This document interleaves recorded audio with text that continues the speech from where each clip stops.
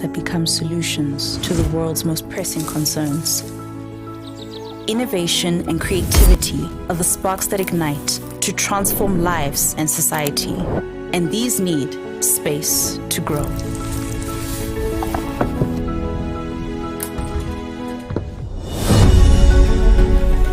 We are home to these creative and innovative sparks. Our work goes beyond the disciplines, across our 9 faculties, 7 campuses, and being one of Africa's top business schools. As an African global university, we stand proudly among the world's top universities. We remain at the forefront of universal discoveries and provide authentically African solutions to the world's greatest challenges and opportunities. We are pioneers in our fields, from the humanities to cutting-edge technologies, continually seeking ways to improve the world around us. Our hybrid learning systems provide quality education that enables graduates to become adaptable game changers. We have molded nearly 500,000 alumni who have made their mark locally and internationally, and we continue to inspire and equip our students to uphold our firmly rooted culture of excellence.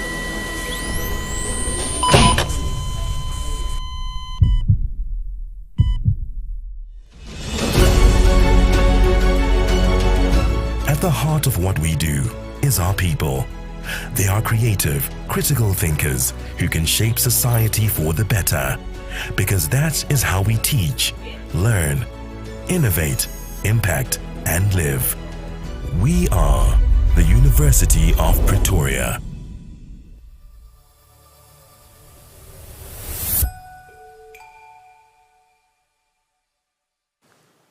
A very good afternoon, everybody. It's unbelievable, and I'm quite sure all of you are envious. I am with our own home girl who's returned home, a winner.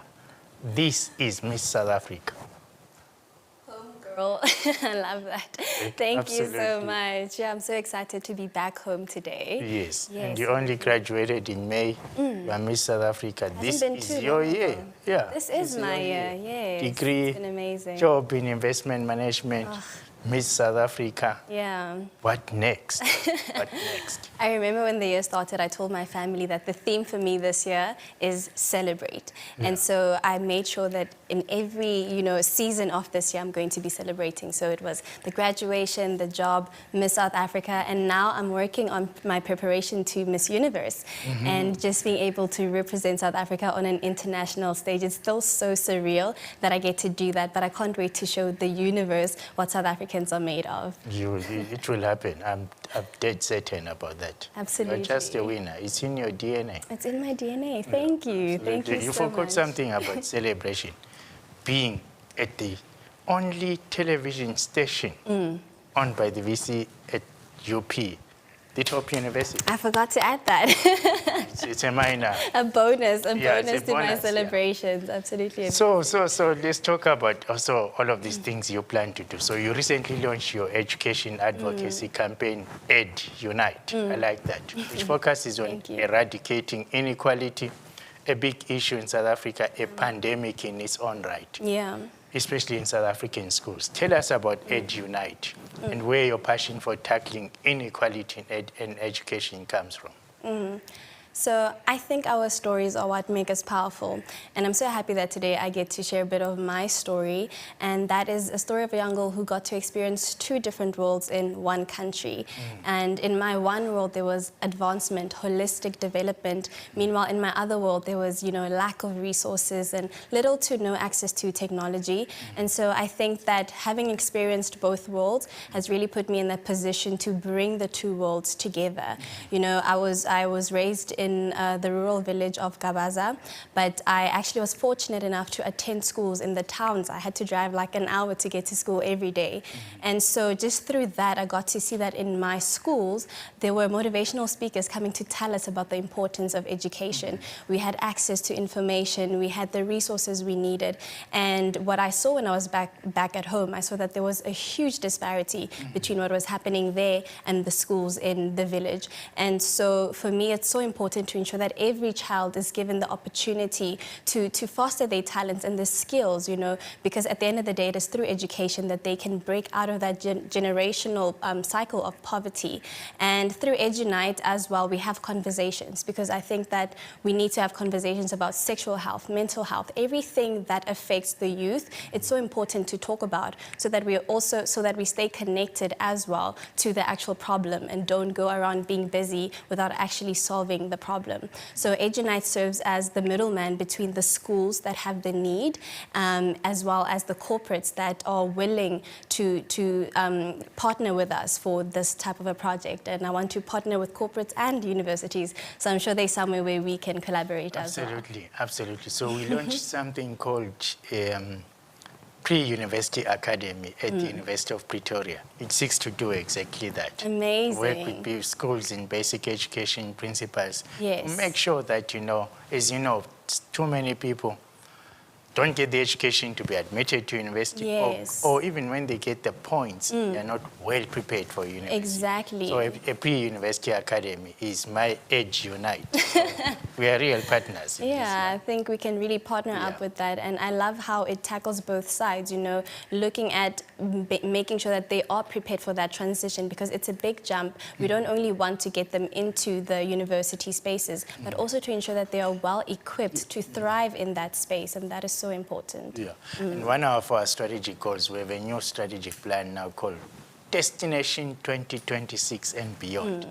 For the first strategic goal is access and success. Wow. So exactly what you said. Yeah. It's one thing to get access, it is another to be successful and get a degree in investment management and, you know, 3 months before graduation. Before graduation. So, but I think what EduNite and what you are doing is what I call a bridge builder, building bridges between different circumstances as well as different institutions in society in order to create impact. Yes, before I finally decided to call EduNite, it was actually bridge the gap, because in essence what we're doing, we are bridging that gap. Absolutely. And it's the gap is bridged through resources, is bridged through information, bridged through finances. In every single way, we are standing to make sure that that disparity is reduced, to ensure that we level that playing field. Yeah, absolutely. It's impacting society, it's achieving the sustainable development goals. Yes. So many people, from young children to grandparents in villages, towns and cities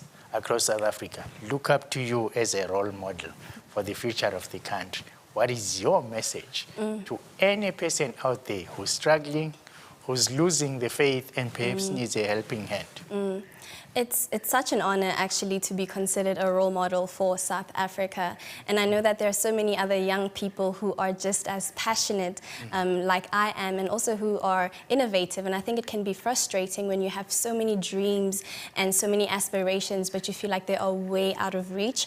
But I think for me, something would be for them to never lose hope. I always say that opportunity favors those who keep knocking. Opportunity favors those who never stop trying. So to just always keep pushing, because eventually, you know, the doors will open for you. And I think something I've realized is the importance of community. You know, as much as you may feel like you're alone, we are never alone. Every single person that is placed in your life is there for a reason. And as much as when someone helps you, they can't necessarily get you to your destination, but they can get you 5 steps ahead, and then you're 5 steps closer to your dreams and your goals. So I think it's important to just plug in and make use of every connection and your community that is around you. So you're so successful. So Thank people you. might imagine you never failed. Is there something that you ever failed at, and what did you do?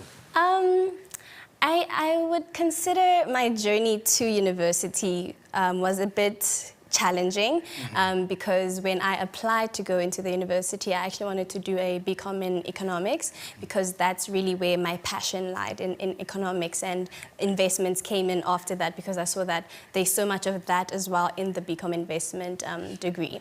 So when I had applied, I couldn't qualify because of my mathematics marks. And so because of that, I had to do the extended course. But initially, it wasn't as easy as me saying it today that I had to do the extended course. It was me getting rejected from the university and then having to decide, do I just now go for a simpler degree that doesn't require those marks, or do I find another way? And so for me, because my passion was truly there, I had to find another way to still do what I wanted to do. And so that really taught me that there is no one way to success. You know, your journey might look different to somebody else's, but at the end of the day, even if it takes 1 year longer, which it did for me, I can still sit here today and say that I hold a BCom investment management degree. So you demonstrated resilience. Absolutely. Yeah, so resilience is a powerful pathway to success. Yeah. Okay. If you could change one thing in South Africa, what would it be and why? One thing, don't tell me lots of stuff. Only one. Yeah. I think for me, something that really still breaks my heart to this day is the number of rape and gender-based violence and femicide that we're still seeing in each and every day. And I think there's no sense of urgency and accountability that I'm seeing in our justice system. And so if there's anything I could change, it would be that. For women to feel safe again in our country, you know, for women to feel like they can do certain things alone for themselves in the evening. And I think that makes such a big difference. I remember in 2019 when we had the Uyinene strike and learners didn't want to go right. I myself was one of them because I didn't feel safe enough. We had exams in the evening, but I didn't feel safe enough to go and believe that I'm going to get home safe. So it started becoming like during the day you are a potential victim, and at night when you do make it home, you are a survivor. And for me, that is no way of living. So I would like to change that for South African women, for us to feel dignified in our country, for us to feel loved and welcome in this country. So gender equality is resolve that. As you know, the gender summit, GBV summit is happening, I think ends today, started yesterday. Some of what you say here echoes what activists and women said yesterday. The government is not showing enough resolve, putting enough resources and putting energy into it, and is undermining our achievement of gender equality. Yes, and I think we are having a lot of conversations surrounding this, but not seeing enough action. I think we really do need to see a lot more action on the ground and seeing what they are actually trying to do to change this. And I think conversations are powerful. We should be having conversations with the men as well, just to help them understand more of the respect that they should have for women. And it starts at a young age, because for too long we have celebrated the masculinity. You know, men have been proud of being masculine and all of that. And now I think we should help them to be proud in, you know, helping others, be proud in making a positive impact. You know, being proud in that will make such a big difference. Okay. Tell us about one of your favorite memories of your time at UP and what you miss about campus life. Sure. So campus life, I actually really enjoyed my campus life. I made a lot of my long-term friends here at the university.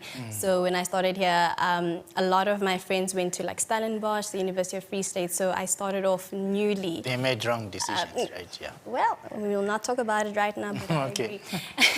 And so I met most of my friends here at the University of Pretoria. And I was lucky that I got 2 years before COVID hit and everything went online, so I did get to experience that campus life. And my favorite things were, it's quite weird, but staying late at the Mariinsky library up until like 3 a.m. But you don't even feel that the time is going because everybody is so engaged studying and just walking back home feeling so accomplished that, you know, I did that. I am ready for this test that's coming up. And also that sense of community. I miss the campus community because, you know, everything you do, you know someone else feels the same way as you do. Whereas in the outside world, it's really about you and your goals. Whereas at university, there's so many other people that are going through a very similar experience as you.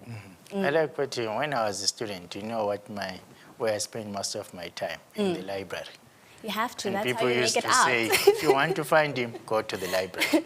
That's the only way you make it out, spending time in the library. But you said, did you stay in a UP residence? No, I stayed in a private residence. Oh, okay, yeah, because if it was a UP residence, I wanted to you to plug a name. But we do use private residences. You stayed there, so which one? Give a plug for it.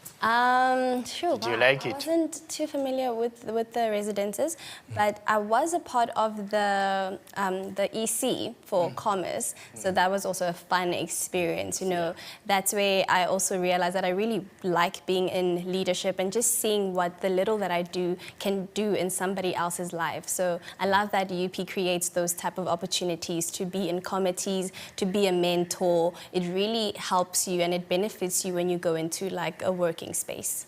Yeah, and you learned leadership. So I suspect you might become a president of South Africa. One of these but days. Let's talk about it in another interview. You will be back. Becoming Miss South Africa in 2022 was something you put on your vision board in 2020. Yes. Now that you have ticked such a big item on your list, what's left? What do you plan to do in the years after being Miss South Africa? You've just said you want to go get the Miss Universe title. I'm taking that as well. Oh, it's already ticked. Oh my goodness, I love that for me. So I really had to sit down with myself and think about that as well because, you know, as much as I said I want to be Miss South Africa in 2022, when it actually realizes, it's still kind of a shock to your body that it came true. This big dream that you had came to reality. And now, in preparation for Miss Universe, which you've already ticked off for me, I'm excited that I'm going to get that. Thank you very much. Give me a ticket, please. We'll try. We'll work on that. But I'm the platform itself has opened so many opportunities for me in the media space, in the corporate space. I think I'm going to be able to bring in both the things that I've learned in investment and asset management and everything that I'm learning now being a public figure, as well as what I'm doing in terms of the charitable work that I'm doing. I think when I can bring that all together, that's pretty much what I want my future to look like. And that's what I love about the platform. You kind of have more control over what you want to shape your future into becoming. Okay. So can you clear something for the general public? You know, when you won, I was at an airport somewhere in Europe, and people saw me jump up, and my ticket fell in my backpack. Yeah, I didn't know what it was. Yeah. But anyway, then I started WhatsApping all my friends around the world. So the common question I'm asked is, do you teach modeling as well as academics at UP? Can you explain to them? I think you teach academics and leadership because at the end of the day, Miss South Africa is about leadership. It's not just about the modeling side of things. So that's what UP is definitely getting right, getting us to become confident, well-equipped human beings even after the university space. So not modeling exactly, but definitely leadership. Yeah, you heard it. Send your daughter to UP. Send your daughter to UP. Send all your children to UP. There will be leaders, there will be winners. There'll be vision boards will be realized. Exactly. We just ticked another thing off my vision board. Yeah, absolutely. And thank you very much for coming to see us. I mean, we're totally proud of you. I'm normally not a person who's amazed, daunted, and a little nervous. But today I was. Oh, thank you so much. Meeting such success is not an everyday thing. Absolutely. Thank you for having me. It's been so much fun. I'm really happy to be back home, and it does feel like home. So it's home. It's absolutely home. It is, and always will be. Yeah. Okay. Thank you very much. Thank you. I think we should have lunch. We should. Yeah, I think we should. I'm quite hungry. Yeah, me too. Guys, bye.